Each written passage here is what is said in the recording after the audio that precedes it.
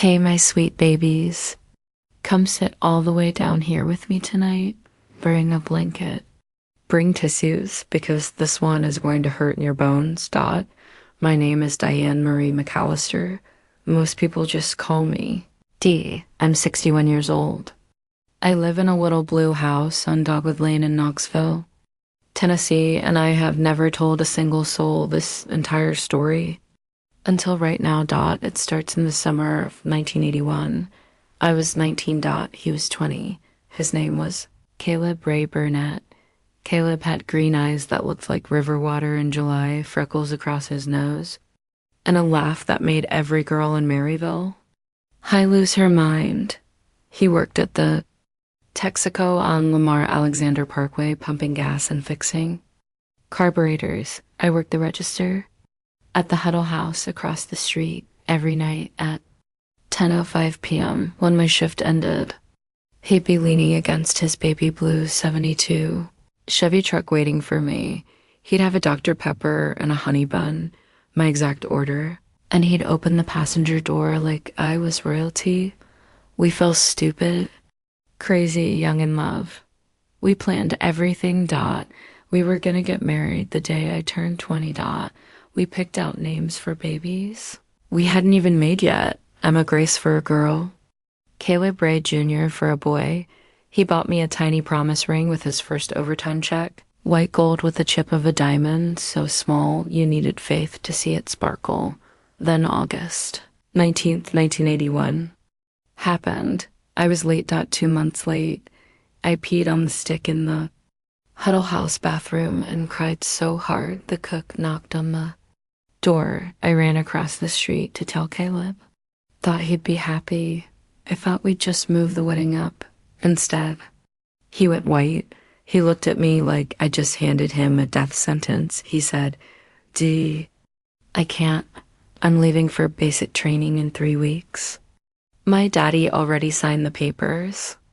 If I don't go, he'll never speak to me again. I begged.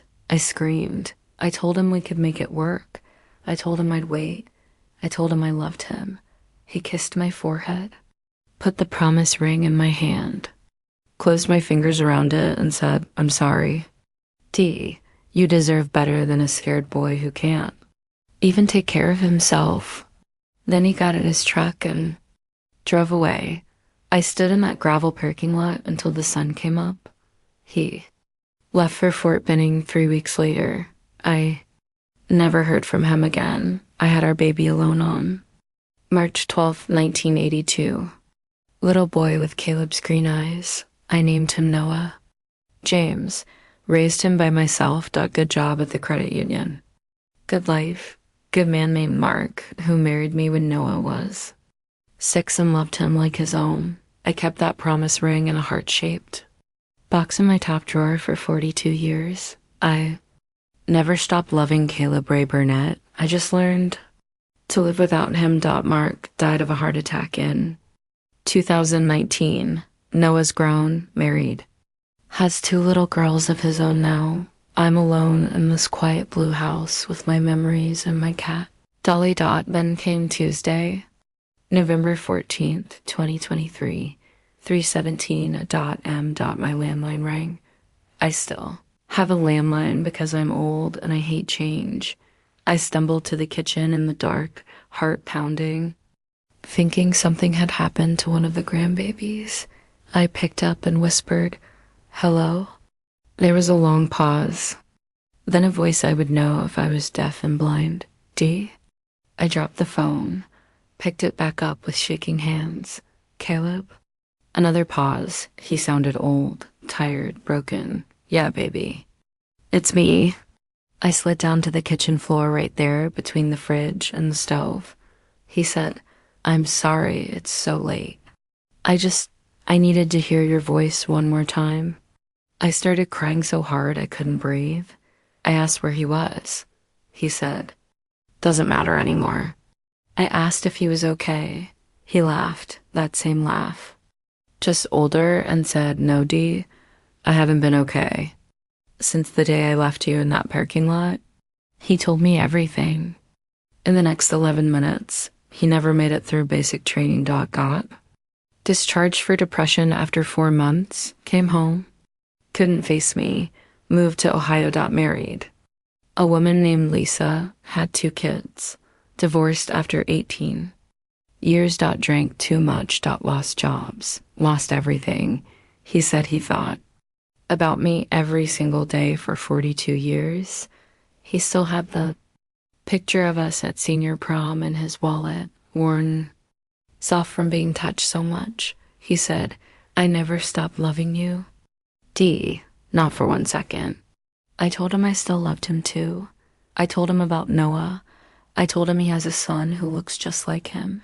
Told him about the grandbabies. He cried. He said, I wish I'd been brave enough to stay. Then he said the words that still wake me up screaming. I'm tired. I'm so tired.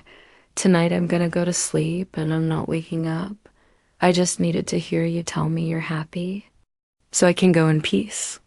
I screamed at him. I begged him. I told him Noah needed to meet him. I told him I'd drive to Ohio right then.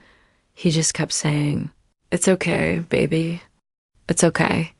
Then he said the last thing he ever said to me.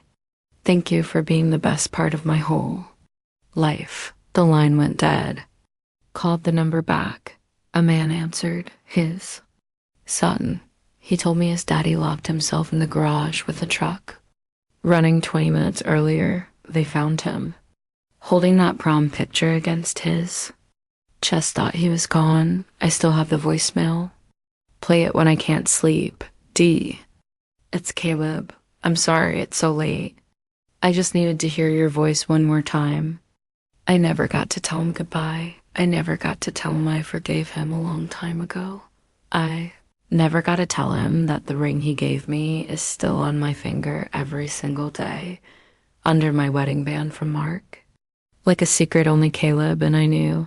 Sometimes, when the house is real quiet and the grandbabies are asleep on my couch, I take that ring out and hold it up to the light, and I talk to him.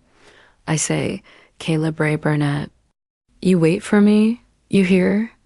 I'm coming, and this time, I'm not letting you leave me in any parking lot. I'll be 62 in March. Noah wants me to sell this house and move closer to them, but I can't, not yet, because every night at 3:17 a.m., my phone doesn't ring, but I still wake up. I still reach for it. I still whisper into the dark, I'm here, baby. I'm right here.